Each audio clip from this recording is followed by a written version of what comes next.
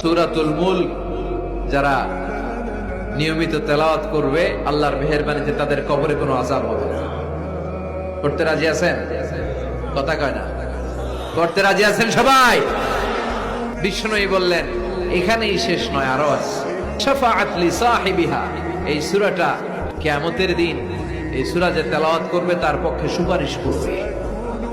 এজন্য বিষ্ণুই বললেন যে ব্যক্তি সূরাতুল মুলক নিয়মিত তেলাওয়াত করবে এই সূরাটা কিয়ামতের দিন ওই তেলাওয়াতকারীর জন্য আল্লাহর কাছে সুপারিশ করবে। এখানেই শেষ নয়। বিষ্ণুই বললেন খাসামাত আন সাহিবিহা, এই সূরা যে তেলাওয়াত করবে তার পক্ষে আল্লাহর সাথে এই সূরাটা দাঁড়িয়ে তার পক্ষ নিয়ে আল্লাহর সাথে তর্ক করবে, ঝগড়া করবে। আল্লাহ তুমি ওরে জান্নাত দিবা না কেন, ওরে মাফ করবা না কেন? তুমি না গফুর, তুমি না গফফার, তুমি না রহিম, তুমি না রহমান, তুমি মাফ করে দাও।